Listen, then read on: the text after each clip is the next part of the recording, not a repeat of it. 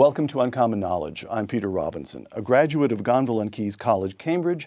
The historian Andrew Roberts is a professor at King's College London, a lecturer at the New York Historical Society, and the Roger and Martha Mertz Visiting Fellow here at the Hoover Institution. He is the author of more than a dozen major works of history, including Masters and Commanders, How Four Titans Won the War in the West, 1941 to 1945, Napoleon, A Life, and The Holy Fox, a biography of Lord Halifax. Andrew Roberts' new volume, Churchill, Walking with Destiny. Andrew Roberts, welcome. Thank you. It's great to be back on the show, Peter. The hurdle question, the first question, the mandatory first question. Before you began work on this book, hundreds, literally hundreds of Churchill biographies were already in existence. You have pulled it off. This book is getting rave reviews. But before you began work, what on earth were you thinking? What did you see that enabled you, that permitted you to think there was an opportunity for something fresh? Well, you're quite right. There are, in fact, 1,009 biographies. You've counted them? I've counted them, of course. And this is the 1,010th. But actually, what I realised 4 years ago when I started to write this book was that in the previous 6 years or so for the last decade from now, there has been an avalanche of new sources about Winston Churchill, which one wasn't really expecting.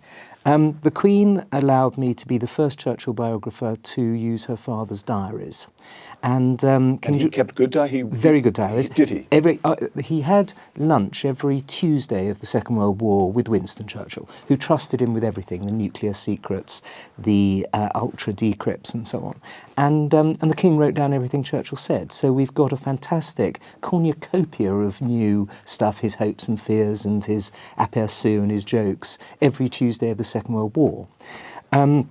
I was also very fortunate that since the last major biography of Churchill, no fewer than 41 sets of papers have been deposited at Churchill archives in Churchill College, Cambridge, and so I used all of them.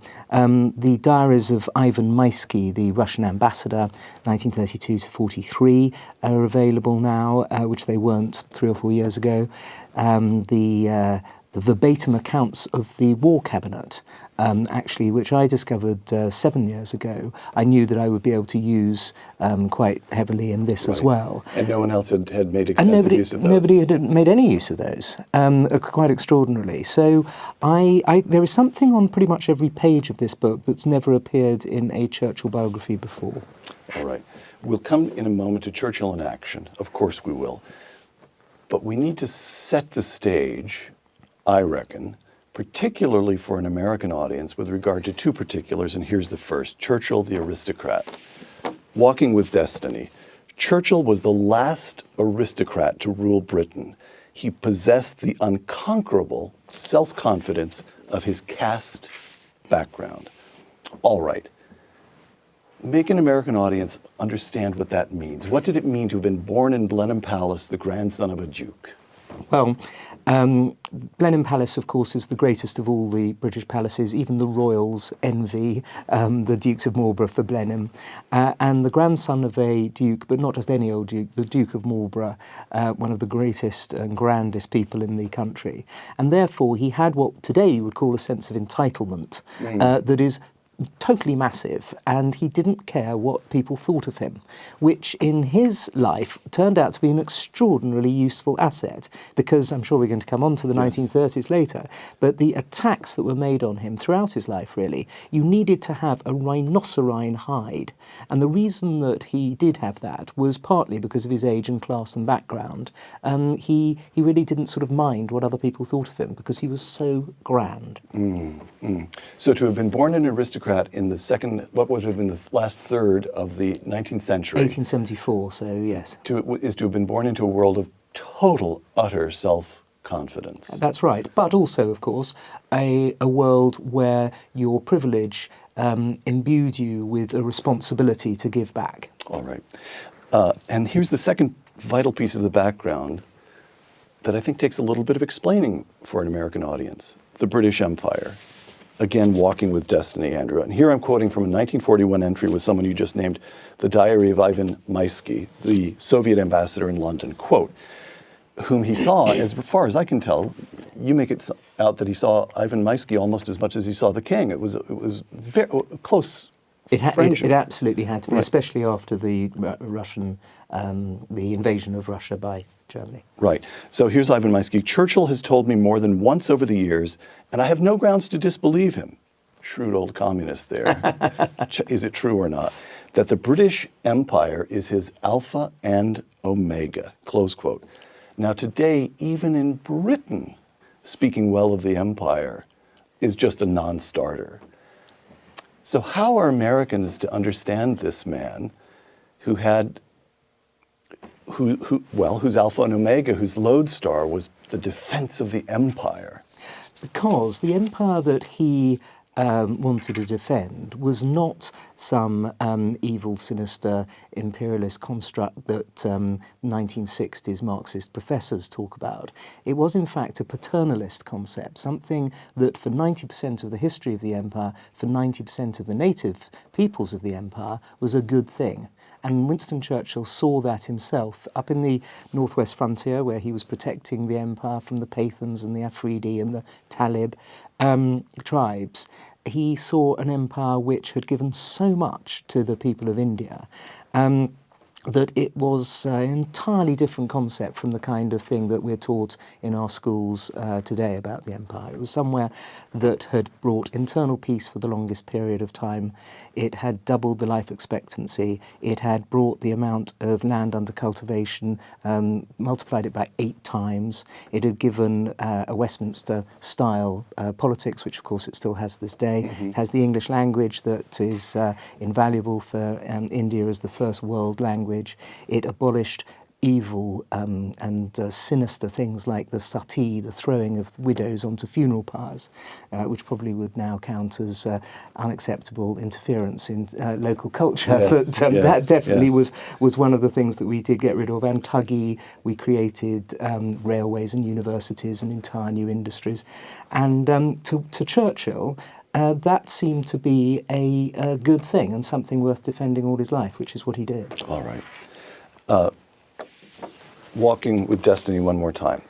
Churchill's supposed lack of judgment, and we'll come to that again and again and again, was hung about his neck throughout his career with good reason.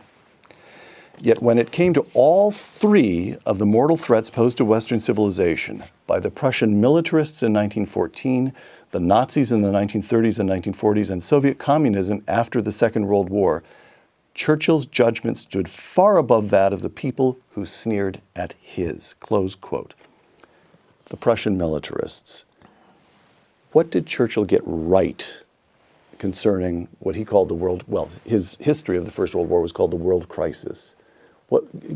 Give us what he got right, when he saw it, how it is that he got something right that others got wrong. He got right the fact that Germany wanted to hegemonize Europe and would stop at nothing to do that, and would, in this case, of course, in 1914, create a crisis out of the assassination of Franz Ferdinand, the Archduke, in order to unleash a global war. He also, of course, got the Nazis right. We'll be getting onto that in a second, and also the Soviets very, very early on after the Second World War. And yet, because he had got lots of things wrong, such as women's suffrage and the gold standard and the abdication crisis and the Gallipoli campaign, he wasn't trusted with the really big things that he got wonderfully right. So let's come to Gallipoli then. Very largely at Churchill's insistence, the First World War incident.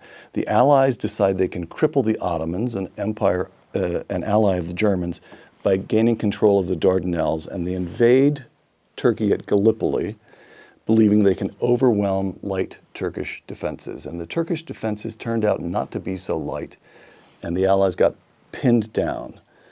What happened, and how much was Churchill's fault? Well, you've got it right in a nutshell. It was a brilliant... I'm summarizing you in. It was a genius concept. If you could get the Royal Navy through the Straits, the Dardanelles Straits, and moor it off Constantinople, modern-day Istanbul, you could force the Ottoman Empire out of the Central Powers. It would have been one of the great coups of the Great War. Right. But on the 18th of March 1915, the Allies lost 6 ships destroyed in that attempt. And then instead of calling the whole thing off, on Churchill's insistence, overruling the Admiralty, he then started... He is, at this point, First Lord of the Admiralty, so he's the political leader of the Royal Navy, but he's also easily the most bellicose and he'd already fought on 4 continents, so people, he was about the only soldier in the whole of the cabinet, so people listened to him.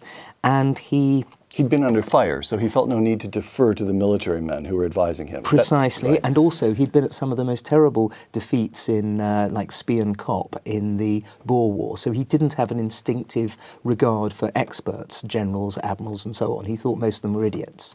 And so when he insisted on the attack on the Gallipoli Peninsula, people went along with him, and that too was a disaster. From the 25th of April 1915 onwards, it actually wound up over the next 8 months, costing 157,000 killed and wounded. And it was his doing. It was his doing, and so as a result, people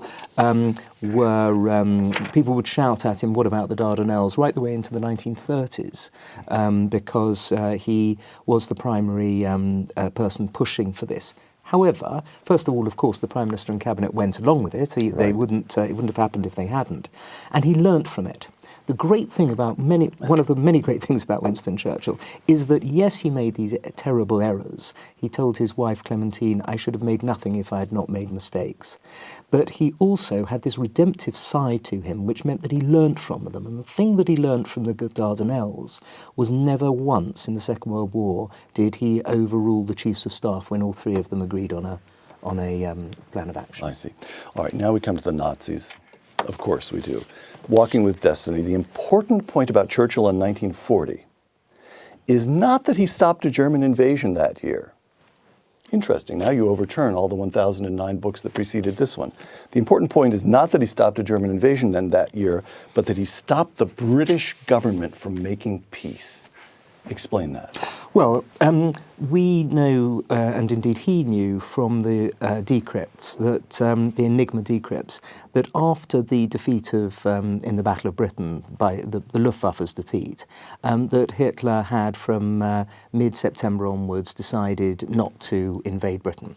He quite rightly didn't tell the British people this because he needed the nation to be united and working hard and concentrating on victory. And what he had done, though, back in the May of 1940, was prevented Lord Halifax and various other elements in the British... Halifax's position the is... Foreign Secretary, and various other elements in the Foreign Office, from attempting to make a peace deal with Adolf Hitler via Mussolini. Had that happened, Hitler would have been able to have, the following summer or spring, to have flung the entirety of his forces against Russia. As it was, he only used 50 to 70% of the Luftwaffe. Had he had the whole of the Luftwaffe being able to do that, rather than keeping a lot of it back in order to protect against our bombing of German cities, when one thinks he subjected Leningrad to a grueling 1,000-day siege. He got to the subway stations of Moscow. He took Stalingrad. Had he had the whole of his air force, he could have got further. He might have pushed the Russians beyond the Urals, and that would have been utterly disastrous for Britain in the long run. So Churchill's resolve at this point forces the Germans always to be fighting a two-front war. Exactly. Again, I'm going to quote from Walking with Destiny. Halifax, Foreign Secretary, Halifax was certainly not the semi-traitor he has sometimes been depicted as being. He simply could not see how Britain could possibly win once driven off the continent, as of course they were. They have to retreat at Dunkirk. When France was about to fall, the Soviet Union was a German ally, Italy was about to become another German ally, and the United States was in no mood to declare war on Germany. Halifax was merely a logical rationalist, close quote. You make such a strong case for Halifax in that one paragraph that all reverberates through the rest of the book. You keep thinking, Churchill was a little bit mad. Yes, well, he was irrational and romantic, and he was not the sort of dry as dust Victorian aristocrat, the the man with the stiff upper lip. He actually was a passionate, romantic figure, driven by his emotions. And in the Second World War, over 50 times, he burst into tears sometimes in the House of Commons. Must have been tremendously off-putting for the Prime Minister to burst into tears, and yet people knew that that was an aspect of Churchill. And so he was not about to make peace with Hitler. Instead, he outmanoeuvred Lord Halifax all the way through those 5 days. One of the things that's so striking about Churchill is he's working constantly. The memorandum, this is one of the things that you quote, he has a detailed knowledge of the military situation at every single moment. And one of the things that enables him to bring the country with him is that he's reporting on the military situation in the House. All right. And yet for all that, he's not calculating in the end. No, he's driven, as I say, by his emotions. But, of course, he is, when it comes to the Defence Committee of the War Cabinet, when he talks to them, to the generals in particular, and the staff, he does go into the granular detail of where every battalion is. Right. But when it comes to the politics, when people want to try and make peace with Hitler, however bad the situation got, he managed to retain a wonderful sense of humour. He's constantly making jokes throughout May and June 1940. I think that comes from his sense of destiny, which of course I refer to in the subtitle, his own personal sense of destiny, which is an incredibly powerful aspect to Churchill.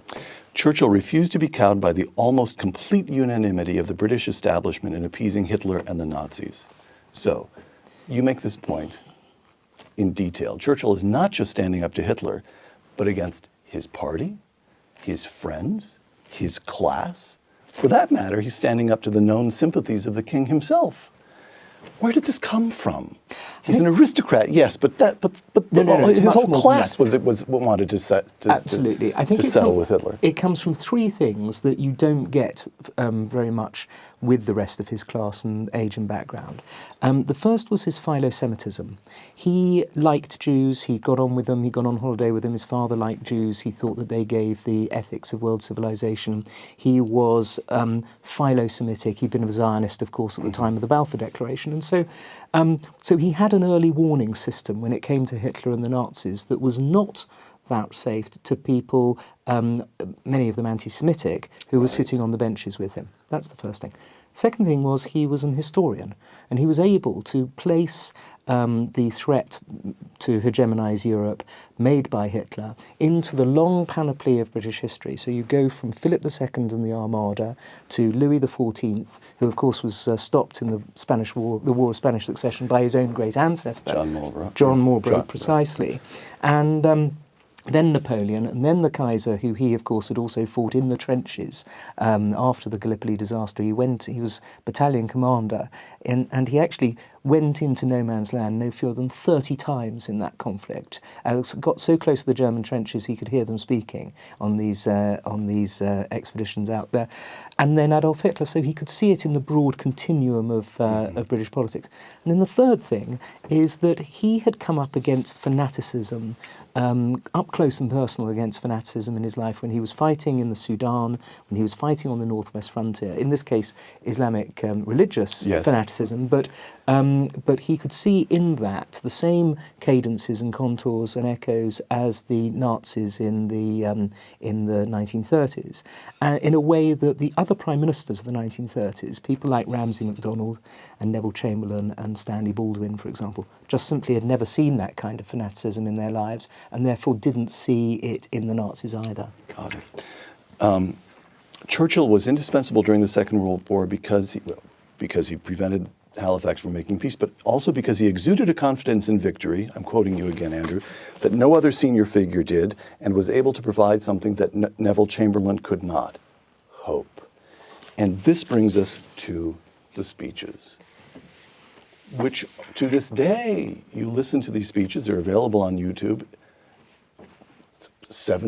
more than 3/4 of a century after he delivered them, in California instead of London. It's still very difficult to avoid a certain emotional pull. Certain emotion. My back tingles and tears just come unbidden to my eyes pretty much into the third sentence of some of the great speeches of Winston Churchill. So So where, again, I think particularly to Americans, in the Second World War, this figure simply emerges, but he's fully formed as we see him. Precisely. Where did this come from? And he knew that. The ear, the cadences, the sense of showmanship, but at the same, this amazing ability to combine the showmanship, the memorable phrase, with deep substance. Well, you're right. And of course, he wrote in the last paragraph of the first volume of his war memoirs, I felt, and he was talking about the day he became Prime Minister, I felt as if I were walking with destiny, and that all my past life had been but a preparation for this hour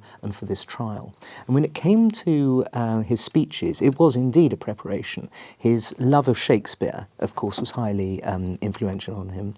The way in which he had mastered the English language, as he called it, that noble thing, the English sentence, and the importance he put in clarity, short words, short sentences, Anglo-Saxon words that could be understood going back 1,000 years. These were things that he used in his morale-boosting speeches, but they fascinatingly all go back to an article that he wrote back in 1897 when he was a 23-year-old soldier and had never given a speech before in his life, and yet he wrote out the 5 things you need to do to bring over audiences, and then he followed them, and he gave his actual collection of speeches is 8,000 pages long. So he had given so many, hundreds and hundreds of speeches before the Second World War broke out, and therefore it really was a preparation for his hour and his trial. And I'm also trying to think, when did radio came along? When he was already in middle age? Yes. Television at the very, very end. Yeah. But speech after speech after speech, he's giving to a crowd. Yes. There's a human contact. He can see their faces. He can hear them laugh. Yeah. Likewise in the Commons. Of course, the Commons is a very intimate atmosphere. It's a very small place. People yes. facing you on the opposite benches. Yeah. So he's this years and years of actual training, finding out what works, seeing Yes. what, right. Understanding audiences, noticing the way that certain words will work with certain audiences. It was absolute second nature to him. So it was easy. He was born with a gigantic talent and worked on it all his life. Actually, funny enough, he didn't think he was born with it. Was that so? Well, he had a slight sibilant S, Yes. of course, and he had to work hard to get rid of that. And he also didn't believe that he could, as he said, fly on the unpinioned wing. He always needed notes, little 6x4 cards. So he wrote out what he called in psalm form what he was going to say, and even in the easier speeches, just to his local constituency association, for example, he would still have it all written out. Because in 1908... And stayed with them. Very little ad-libbing? He practiced his ad-libbing. Yes. Got it. Now we come to that question of judgment again. I've mentioned this to you before.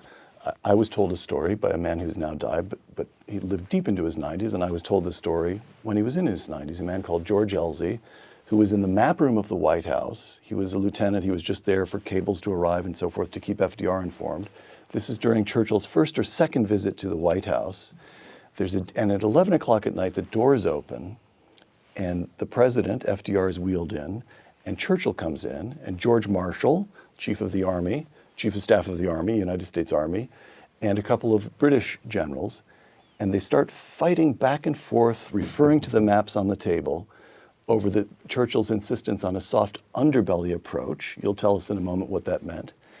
And as this man remembered it all these years later, what was striking to him, first of all, FDR just sat on the side smoking cigarettes and listening. It was Churchill and George Marshall, the Prime Minister of Britain and the top professional American soldier.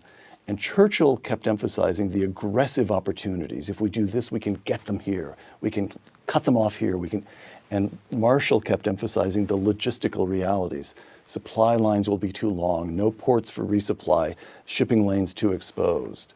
And I'm almost sure that Albert Wedemeyer, who was chief of the planning staff, was in the room that evening as well. In any event, Wedemeyer, to his dying day, insisted that Churchill wasted hundreds of hours of time of the American general staff, forcing them to contend with his bad judgment. Wedemeyer was... How does all this come out? Wedemeyer was an agoraphobe. He was in many ways a great staff officer, but he just didn't like the British, and he always thought that we were trying to attack in the Mediterranean in order to save our empire rather than beat the Germans, which is wrong. But nonetheless, this, I think you're referring to June 1942. That's the one that makes sense because most of it was in the White House, and George Marshall played an extremely important part of it. And yes, well, what you have there in a microcosm in Mr. Ells's recollections is precisely what you needed, really. The politician who was driving forward and had big ideas and big hopes and dreams, and the Chief of Staff of the US Army, fully backed up in this case also by Field Marshal Lord Alanbrooke, who was the Chief of the Imperial General Staff in Britain and also the Chairman of the British Chiefs of Staff. And they held him back and put the sensible questions about, as you say, logistics and so on.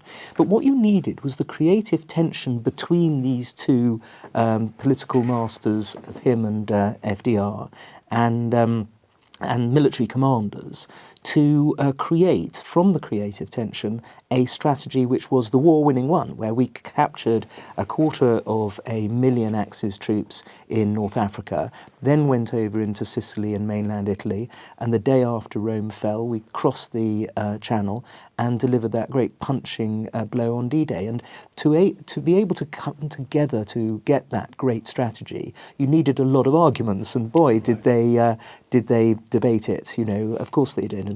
So what looks, at least to some extent, what looks like bad judgment on Churchill's part, bad tactical judgment, is pushing the generals. Constantly pushing the generals. And sometimes he came up with ideas solely in order, yes, it did take hours to knock them all down. Weddermeyer was right as far as that was concerned.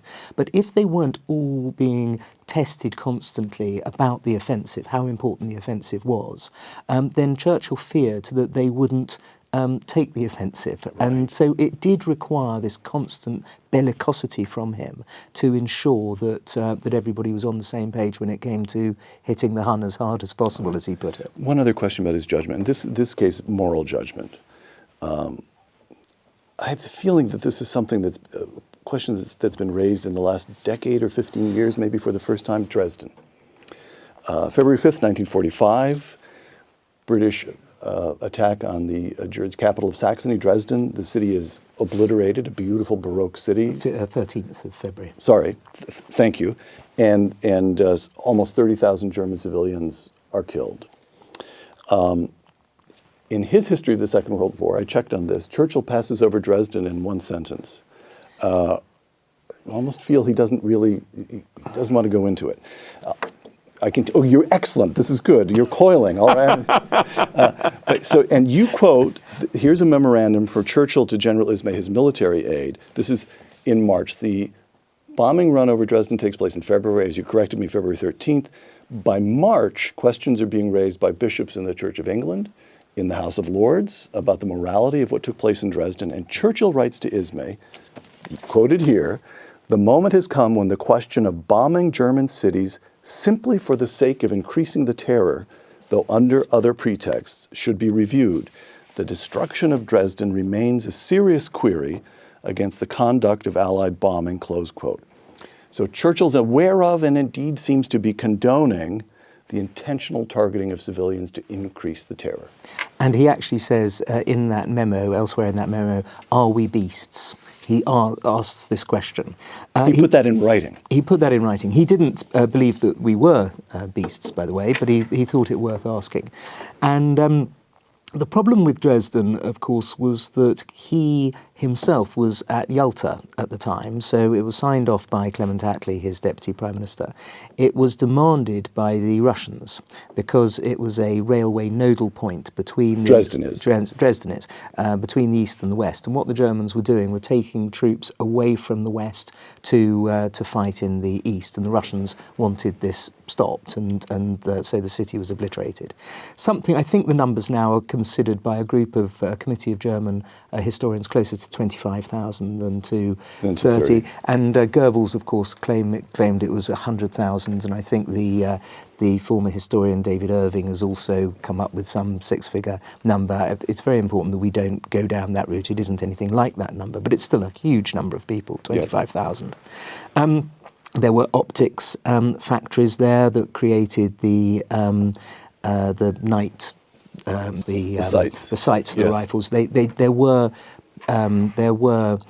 things that we didn't know about. One of them was that the Gauleiter, the local Gauleiter, created a system of underground bunkers for himself, his family, and his immediate staff, and not for the people of Dresden. And so that also was, once the fireball had started, that also was a result, did result in much higher casualties than were expected.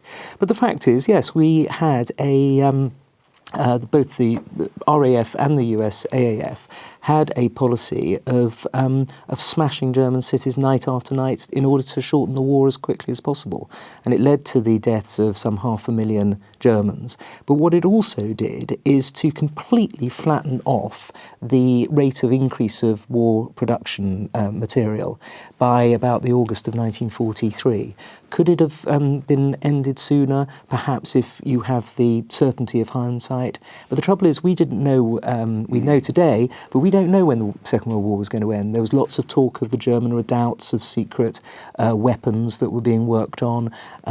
We didn't have, in those days, they just simply didn't know when it was going to end, and they needed to bring it to an end as soon as possible. And so, yes, the bishops in the Church of England and various other conscientious objectors and others, and people on the left of politics as well, you get a bit of this, attacking the policy in the House of Lords.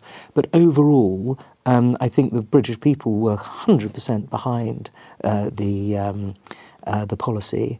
And I think it can be justified simply on the moral stance of the just war. Right. All right, we come now, the Prussian militarists. The second big threat, of course, is the Nazis. By the way, I just apologize. This is 1,000 pages. And as the New York Times, whatever it was, New York Times or Wall, everybody calls it gripping.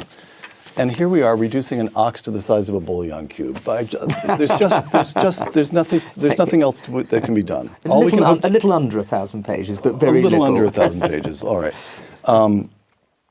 The third is the Soviet threat after the end of the Second World War. Churchill in the House of Commons on February 27th. Two quotations here. This takes a little bit to set up, but I'll ask you about each quotation. Churchill in the House of Commons on February 27th, 1945, during the debate on the Yalta Agreement. He's returned from the meeting with Roosevelt and Stalin, and they've sorted out fundamentals of how to deal with Europe after the war has ended. And he goes back to the House, and there's a debate. And Churchill says, quote, "The impression I brought back from the Crimea is that Marshal Stalin and the Soviet leaders wish to live in honorable friendship and equality with the Western democracies. I feel also that their word is their bond. I know of no government which stands to its obligations more solidly than the Russian Soviet government. I decline absolutely to embark here on a discussion about Russian good faith," close quote. And that is rubbish from beginning to end. He already knew that the Soviets were lying about Katyn and on and on and on. And the following day, in my personal view, in some sense to their honor, 25 MPs vote against the Yalta Agreement, including that decent man and future Prime Minister Alec Douglas Hume. So explain that. What is he up to? He knows he's talking nonsense, doesn't he? He did actually privately come back with the War Cabinet verbatim accounts, has him say the same thing. I do feel that we can trust Marshal Stalin over the independence and the integrity of Poland. And the point is that he was lied to by Stalin. Part of I'm suspecting that the next quote you're going to come up with is the Iron Curtain. You know exactly where I'm going. But so you speak as if you'd written the book on this. Over the next 53 weeks between that speech, this is the question. What happened? Go ahead. A lot happened, especially in Poland, where, of course, the Russians had 1 million Red Army boots on the ground, and the West had no hope of interfering there. And so the scales fell from Churchill's eyes very quickly after the Yalta vote was passed by a huge majority. Arrests of Polish government officials and soldiers, various things that he was also doing in stopping democratic elections, not just in Poland but all over Eastern Europe. The obvious truth, at least obvious to him, but not to a lot of other people in the West, because when he did make the Iron Curtain speech, he was given just as much obloquy and had just as much attacks on him in Parliament and Congress and the press and so on as ever he had in the pre-war period. I want to come to the Iron Curtain speech again in a moment, but before we do that, so I read, as I just said, I read that quotation, his defense of Russia in the Yalta debate, and say it's rubbish. I don't agree with you. But you don't agree with me. No, I don't. And that's an important point, because it also, I'm baffled when I look at the cables that FDR, is it naive? For Americans, this is the big question, the last 18 months of FDR's life. Is it total naivete, or was the alliance, this common experience of fighting Hitler, did it cause Churchill and FDR to revise their views of Stalin? And also, what was the alternative? You know, if you had an army that was in control of Eastern Europe, or you know, in any way could liberate Poland, then there might have been a point of not believing Stalin's lies at Yalta. But if you practically can't do anything, isn't it better to make Stalin believe at least that you do believe him? Okay. Actually, now you're making a distinction. You're drawing me in now. It's your share. Because the alternative would be to say, all right, the Red Army is in Eastern Europe. They've got it. The war is over. The British Empire is exhausted. The United States, there's no political will to attack the Soviet Union. It's over. It's done. They've got it. On the other hand, we know that the common cause here, once Hitler is defeated, Stalin is a communist. He hasn't changed anything. The Soviet Union remains officially committed to worldwide communist revolution. They will then become our enemy. The alternative would have been to be realistic about it all the way through. But Churchill was the first person to get realistic about it. Yes, he was. Yes. And when there was a practical alternative, and of course, by the time of the Iron Curtain speech, which is March 5, 1946. Exactly. In Fulton, Missouri. Just a year and a week after he delivers the ringing defense of the Soviet Union. Precisely. By that time, the scales had fallen entirely from his eyes, and there was another huge factor which gave the West an enormous advantage over the Soviet Union, which wasn't there back in Yalta, which of course were the nuclear bombs that had been dropped in August 1945, and which they didn't know that the Russians were stealing, but the Russians still weren't able to detonate one of their own devices until April 1949. Right. And our bomber advantage gave us the effective control into the early 50s, is my understanding. They didn't have a way of delivering the weapons. Precisely. Right. Just because it's so wonderful, let me quote this. March 5th, 1946, Fulton, Missouri, Westminster College. From Stettin in the Baltic to Trieste in the Adriatic, an iron curtain has descended across the continent. Behind that line lie all the capitals of the ancient states of Central and Eastern Europe and what I must call the Soviet sphere under increasing control from Moscow. And the Americans were still so uncertain what to do that when Truman, he and Churchill traveled by train to Fulton together, and Truman took the train back to Washington, and by then, as you say, the press was in arms. How could Churchill deliver such a bellicose speech? And Truman gets off the train at Union Station and is asked his view, and he answers no comment. That's right, even though he'd read the speech on the way out, the train on the way out, as is clear from Clark Clifford's account and other people who were on that train. Yes. And in fact, it was worse than that, really. The Truman administration gave the go-ahead, really, to a lot of the press to lambast Churchill. And yet, over the next 2 years, Churchill was proved right by the way in which Stalin, as we mentioned earlier, established his grip and started the Cold War. All right. Last questions, although, of course, we could go on for hours. Walking with Destiny, at the end of his life, he considered his career a failure for not having defended the British Empire successfully. And I think your argument would be that was yet another error in his judgment. Well, we go back to this sense of it being the alpha and omega of his career. He had, as a young man, defended it physically in war after war. He had proselytized for it. He believed in it. He had nearly thrown away his career in the 1930s by opposing self-government for India. He had said in 1942 that he had not become the King's First Minister in order to preside over the liquidation of the British Empire. And when he then became Prime Minister again in peacetime in the 1950s, he didn't alienate any of the, didn't give back any of the colonies at all. So he had done his best for the empire, but by the time he was entering his last years in the 1960s, the empire had been given away, not just India in 1948, but also the African colonies and other Asian colonies. And so he considered, despite having been instrumental in helping win the Second World War, that the thing that mattered most to him, which was the empire, having been lost, meant that his career had been a failure. And so as he slipped into senility, he thought of himself, even however much we might think of him as one of the great successful politicians of all time, he thought of himself as having failed. 1,000, not quite, as you point out. It's just it puts off readers terribly. Oh, does it? No, readers shouldn't be put off by this. They should not be put off by this. If you're put off by this object, get it, download it to Kindle, or listen to it on an audiobook if you're on the treadmill. Don't be put off.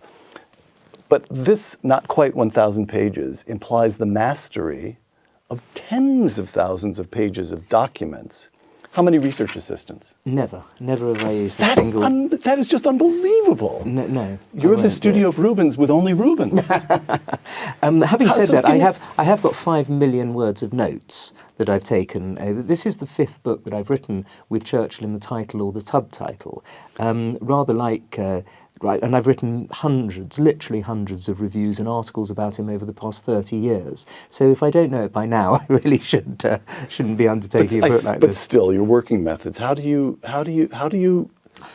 You read all of these new materials. Yeah.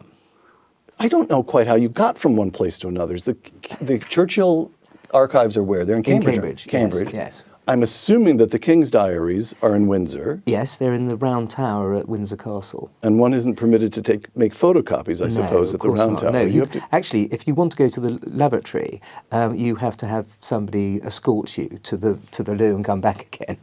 Wow. They don't let you wander around the Royal Archives. No. So what are your working methods?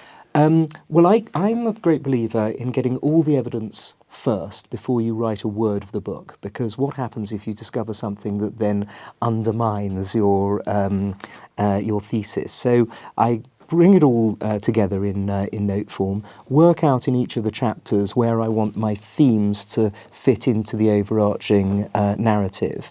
Stick with chronology, of course, because that's how the life was lived and also the way in which we look at it. And it's also, I think, impossible to understand a life any other way. And then fit in the themes, which will all be in different files than the chronological files. It's a pretty straightforward process. It just requires an awful lot of time getting up very early in the morning. So you are a very hard worker. I am when I'm writing the book. I wrote that book the writing of that book took 100 days, where I averaged 5,500 words a day. And do you write or rewrite or both? How? Oh yes. Once it's done, then there was another 3 weeks in which I slimmed it down massively. You only took 3 weeks to rewrite and edit? Yeah, but it's luckily I have I can't get writer's block, A, because I'm a historian, and B, because I have a mortgage. All right. This huge outpouring of books. All your books are good, Andrew. This is just, I admire you so much that I'm required to hate you, I'm afraid. All the time, and you're writing on contemporary British politics all the time as well. You're a Brexiteer. You want out of the European Union. You supported the move, the vote, which passed narrowly, and now Britain is hung up and in chaos and so forth. And I would like to quote to you Nicholas Soames, who must be a friend of yours, He is. prominent member of Parliament, and one of Winston Churchill's grandsons. Quote, "If you were to put Winston Churchill here today, does anyone really believe, with all his experience, that looking out over a very unstable, fragile, uncertain world, he would think this was a good idea for Britain to cut itself loose from the continent?" Andrew, Churchill himself implores you to reconsider. No, Churchill doesn't at all. This is an area where Nicholas and I disagree. I think that although, of course, Churchill was one of the founders of the European movement and said, let Europe arise, and he wanted the Teuton never again to fight Gaul, as he put it, with regard to France and Germany. When it actually comes to it, and he became Prime Minister in October 1951 through to April 1955, so just before the actual Treaty of Rome in 1957 that created the European community, he did nothing at all to bring Britain towards that. He didn't join the Iron and Steel Confederation. He didn't join the European Army. He put out minutes, many of which or some of which are quoted in this book, saying that he didn't want to get Britain involved. He very much wanted it to be a success, and he just didn't want us to threaten what he saw as our connections with the United States, the special relationship, the Commonwealth, of course, and our ability to do trade deals with every other country in the world, which was, of course, ultimately to end when we did join the common market. And what about this notion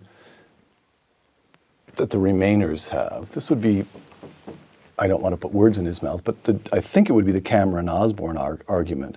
This is bad economics. To which some of the Brexiteers, and here I don't want to put words in your mouth, say, no, it's not just a matter of economics. By the way, we disagree with you on economics. We can trade with the rest of the world more easily. Exactly. But we also, it's about much more than that. It's about sovereignty. It's about our national sense of identity. It's about whether we will rule ourselves or be ruled from Brussels. And they say, that's Edwardian romantic nonsense. I never have any problems explaining this to an American. How would you feel if a foreign body had the right to go over the heads of the Supreme Court and over the heads of your Congress and decide your laws for you? It's something that I don't think any American would put up with for 10 seconds, and so I never have any problem explaining why I'm a Brexiteer. All right. Now explain to me why highly intelligent people such as David Cameron and Nicholas Soames and George Osborne would be Remainers. Because they obviously don't get so hot under the collar about the European Court of Justice and the way in which Brussels, in my view, impinges on British sovereignty. All right. Churchill, again, we began the program by talking about what a thorough aristocrat he was and how deeply committed he was to the British Empire. The aristocratic order is no more. There are titled people tottering around, desperate to keep their big houses in operation. Blenheim is now a working museum. You get to tour it for 15 quid. The House of Lords is filled with opportunists who've been given life peerages. It's over. It's just over. That's irrelevant now. The British Empire is gone. And not only gone, but unfashionable to say a good word on behalf of it, even in Britain. What relevance? It's a wonderful story. Everybody agrees it's a wonderful story, and we have proof of that because every single review says gripping, best one-volume biography ever, so forth. But what relevance does he have for us today? He has more relevance today probably than ever before. He is a figure who transcends all of the things you just mentioned, like the British Empire and the aristocracy, because his story is one of extraordinary physical courage and then allied to moral courage. He didn't change his stance when he was being attacked and shouted down in the House of Commons and nearly deselected from his seat by the Conservative Party and ridiculed and lampooned in the press and so on. He carried on making the same telling the same truths about Hitler and the Nazis in the 1930s, for example, and many other examples. He was somebody who therefore combined physical and moral courage. He had extraordinary foresight, extraordinary to be able, as we mentioned earlier, within a year of Yalta, to be able to warn 13 months of Yalta, to be able to warn the world about the true nature of Stalin and Soviet communism, to have seen it, not to have cared what people said, and to have told the truth. That is something, that's a value in politics that isn't going to have a sell-by date. He also had, as well as this foresight, this extraordinary eloquence that we were discussing earlier. That, again, I don't think is something that we have terribly much of today in our politics, and sometimes I really do think that we need it, and more politicians should read the 5 things in the scaffolding of rhetoric, examples of how to bring over an audience. And I think finally this whole idea of a figure who was who didn't just have the foresight, but also was able to learn from his mistakes. He made lots of mistakes, many blunders, but he learnt from each of them in a different way, learned from every single one of them. And that too is a true quality in a politician that I don't think is going to ever be out of fashion in any time in our lifetimes. Last question, Andrew. Clare Boothe Luce used to say that in the end, and again, I'm slightly frightened to put this question. He had a bit of a love-hate relationship with Clare Boothe Luce. Yes, they did. Yes. Right. I knew her a bit in her final years. Did you really? Yes. She lived in Washington. She got bored in Hawaii and moved back to Washington. Formidable lady. Was she ever? Yeah. Yes, she was. Yeah. She used to like to say that in the end, history is only going to have time for one sentence for every great man. Abraham Lincoln freed the slaves. Can you reduce him? What is the one sentence that your great-great-grandchildren will need to cling to about Winston Churchill? Oh gosh, that's such a difficult question, because of course there are so many sentences. If I was to come up with one, I would say the thing that he told the Harrow schoolboys in his Indian Summer Premiership in the 1950s, where he said, "Never give in, never, never, never give in." And that's, thank God, what he said in 1940. And it's the reason I'm not speaking German today, and it's the reason that so much of the world is still democratic. Never give in. Andrew Roberts, the Roger and Martha Mertz Visiting Fellow here at the Hoover Institution and the author of the brilliant new biography, Churchill, Walking with Destiny. Thank you. Thank you so much, Peter. I really enjoyed it. I'm Peter Robinson for Uncommon Knowledge and the Hoover Institution. Thanks for joining us. Surely in this period of 10 months, this is the lesson. Never give in. Never give in. Never, never, never. In nothing, great or small, large or petty, never give in except to convictions of honor and good sense.